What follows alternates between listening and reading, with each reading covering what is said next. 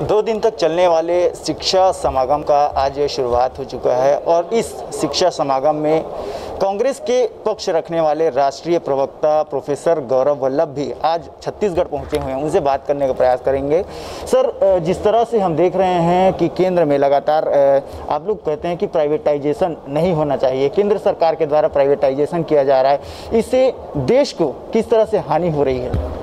आज उस व्यक्ति की 132वां जन्म दिवस है जिस व्यक्ति की बनाई हुई संपत्तियां मौजूदा केंद्र सरकार बेच रही है, क्योंकि जो ये पब्लिक सेक्टर यूनिट्स जो केंद्र सरकार बेचने का प्रयास कर रही है और कुछ बेच दिए हैं, वो सारे आधुनिक भारत के निर्माता पंडित नेहरू की देन है देश को। तो हमारे संस्कृति में जो व्यक्ति बाप दादाओं की बनाई हुई, पुरखों की बनाई हुई संपत्ति को बेचता है, उसको अच्छी नज़रों से नहीं देखा जाता है।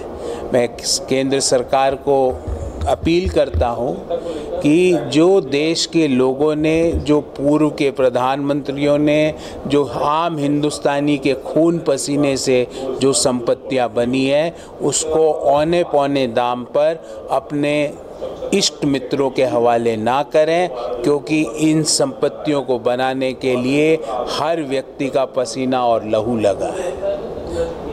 आप छत्तीसगढ़ आए हैं। छत्तीसगढ़ में आपने अपने अभिभाषण में कहा है ऑनलाइन शिक्षा को लगातार बढ़ावा देने का देश में तो प्रयास किया गया है, लेकिन उसको कुछ अगर कर दिखाया है तो छत्तीसगढ़ शासन ने कर दिखाया है। कैसा लगा सर आप लोगों को छत्तीसगढ़ का यह जो शिक्षा? देखिए, जो मैंने सरकारी अंग्रेजी स्कूल का जो मॉडल देखा, वो अपने आप में प्रशंसनीय है, अनुकरणीय है। 171 सरकारी अंग्रेजी स्कूल ऐसे छत्तीसगढ़ में चल रहे हैं जिसमें दाखिला लेने के लिए लोग बड़े बड़े लोगों से पैरवी करवा रहे हैं। तो मैंने तो आज एक नई बात कही, सेजेस, जो स्वामी जी के नाम से जो अंग्रेजी माध्यम की स्कूलें हैं, सेजेस फॉर ऑल एजेस।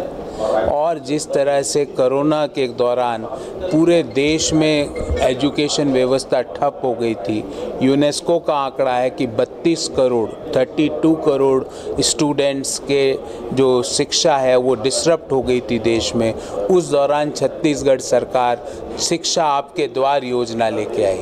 हमने मिस कॉल देने का प्रयोग पार्टी की आइडियोलॉजी को बढ़ाने के लिए नहीं किया, अपने सदस्यों को बढ़ाने के लिए नहीं किया।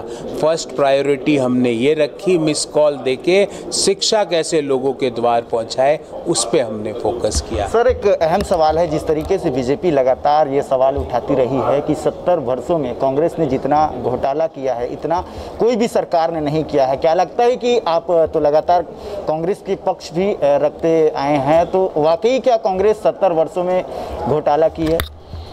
देखिए, मुझे लगता है कि वो ये कह के अटल बिहारी वाजपेयी को भी गाली दे रहे हैं, क्योंकि उन 70 वर्षों में 7 वर्ष तो अटल बिहारी वाजपेयी जी थे, वो उनको भी गाली दे रहे हैं। क्योंकि इनकी मानसिकता क्या है कि आज़ादी 2014 में मिली, मतलब अटल बिहारी वाजपेयी गुलाम भारत के प्रधानमंत्री थे। वो तो ये कह रहे हैं, वो ये मानते हैं। जब वो फिल्मी अदाकारा ने अपना वक्तव्य ये दिया कि हमें भीख मिली 1947 में, आज़ादी तो 2014 में मिली, इसका मतलब अटल बिहारी वाजपेयी देश के गुलाम भारत के प्रधानमंत्री थे। अपने नेताओं का वो अपमान करते हैं, क्योंकि उनका एक ही है, उनकी ना तो नीति है ना नियत है। एक ही है, लोगों को आपस में बांटो, धार्मिक उन्माद फैलाओ, जातिगत द्वेष फैलाओ। अब तो धर्म जाति से नीचे आ गया, अब गोत्रों तक पहुंच चुके हैं। और जो व्यक्ति भगवान की जातियां बताना चालू कर देना, उस समझ लो उसका समय खराब हो गया है। जो उत्तर प्रदेश के मुख्यमंत्री भगवान श्री हनुमान की जातियां बता रहे हैं, उनसे ज़्यादा मैं कहता हूँ पाप भगवान के लिए कोई नहीं कर सकता। जैसे भगवान की आपने जिक्र किया, तो राम पर राजनीति अभी लगातार हम देख रहे हैं, चाहे अयोध्या का मामला हो या हमारे छत्तीसगढ़ में भी देखने को मिलता है। क्या ये कांग्रेस के राम और बीजेपी के राम दोनों अलग अलग हैं? नहीं, राम तो एक ही है। पर बीजेपी ने उसको गलत तरीके से उसको लोगों को बताने का प्रयास किया है। राम तो सर्वधर्म समभाव है, राम तो वसुदेव कुटुंबकम है। राम तो कहते हैं कि जिसके मन में घृणा हो, जिसके मन में द्वेष हो, नफरत हो, वो मेरा भक्त भी नहीं बन सकता। ये राम ने रामचरितमानस में कहा है। तो हम तो उस राम की परिकल्पना करते हैं जो कि प्यार, मर्यादा, भाईचारे के सूचक है। हम वो वाला इश्यू पे बात नहीं करते जिसमें लोगों को बांटा जाता है। तो मैं हमेशा कहता हूँ कि एक तरफ है पॉलिटिक्स ऑफ परफॉर्मेंस, जिसमें जो छत्तीसगढ़ सरकार ने किया कि अगर कोरोना है तो सेजेज स्कूल खोलो, अगर कोरोना है तो घर घर इस एजुकेशन को पहुंचाओ। दूसरी तरफ है politics of polarisation. Politics of performance हमेशा पॉलिटिक्स ऑफ पोलराइजेशन को हराएगी। और देश में आज तक, क्योंकि लंबे समय तक देश के लोगों ने कांग्रेस पार्टी को क्यों दिया अवसर काम करने का, लोगों की सेवा करने का? इसलिए क्योंकि कांग्रेस पार्टी ने पॉलिटिक्स ऑफ परफॉर्मेंस की बात की, दूसरे दलों ने पॉलिटिक्स ऑफ पोलराइजेशन की बात। तो क्या बीजेपी राम के नाम पर जिस तरीके से राजनीति करती है, एक दूसरे को, लोगों को बांटने का प्रयास करती है? देखिए, मैं तो उनके लोगों का ही आपको कथन बता देता हूँ। संजय निषाद, जो कि उनके एलआई है उत्तर प्रदेश में, वो कहते हैं भगवान श्री राम राजा दशरथ के पुत्र ही नहीं थे। बीजेपी खामोश, क्या किसी ने उसका खंडन किया? राजस्थान में भाजपा के सबसे बड़े नेता है गुलाब चंद कटारिया, वो कहते हैं अगर भाजपा नहीं होती तो भगवान श्री राम समुद्र में पड़े होते। किसी ने उस बात का खंडन किया? बीजेपी खामोश।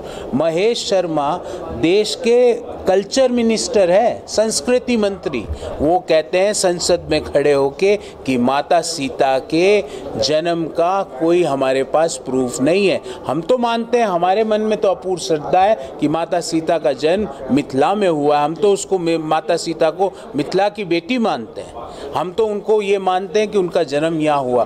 पर देश की मौजूदा राजनीतिक व्यवस्था प्रभु श्री राम के लिए अपशब्द का प्रयोग करती है, प्रभु श्री राम को अपने राजनीतिक हथकंडों के लिए प्रयोग करती है, जो कि आम हिंदुस्तानी को स्वीकार्य नहीं है। सर, एक अंतिम सवाल है आपसे। जिस प्रकार देश में महंगाई अपनी चरम सीमा पर है, हम देख रहे हैं पेट्रोल डीजल के साथ रसोई गैस और खाद्य पदार्थों के दाम लगातार बढ़ रहे हैं। इससे केंद्र सरकार संतुष्ट है और देश के जनता को इसका भुगतान करना पड़ रहा है। देखिए, एक चीज स्पष्ट कर दी केंद्र सरकार ने कि सरकार चाहे तो महंगाई कम हो सकती है।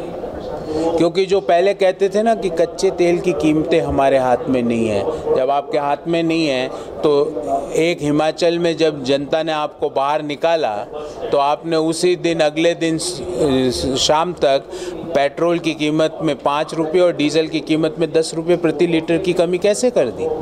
तो इसका मतलब सरकार चाहे तो महंगाई कम हो सकती है। इसका मतलब सरकार चाहे तो रसोई गैस की कीमतें कम हो सकती है। इसका मतलब सरकार चाहे तो पेट्रोल डीजल में और 20 रुपये प्रति लीटर की कमी हो सकती है। इसका मतलब सरकार चाहे तो खाने का सरसों का तेल में 100 रुपये प्रति लीटर की और कमी हो सकती है। इसका मतलब सरकार चाहे तो जो पिछले 1 महीने में सब्जियों के दाम दोगुने से ज़्यादा बढ़े हैं, वो वापस अपने पूर्ववर्ती दामों पर आ सकते हैं। शुक्रिया प्रोफेसर गौरव वल्लभ, जो कि कांग्रेस की राष्ट्रीय प्रवक्ता हैं। लगातार हम कांग्रेस के पक्ष भी रखते आते हैं, तो आज हम उनसे बात किया महंगाई को लेकर और जो प्रदेश और देश में गहराया मुद्दा है राष्ट्र को लेकर और प्रभु श्री राम जी को लेकर राजनीति लगातार करते नजर आते हैं, उसको लेकर हमने बातचीत की। कैमरा पर्सन गोपी कृष्ण साहू के साथ मैं भूपेश टाडिया, मीडिया 24 न्यूज, रायपुर, छत्तीसगढ़।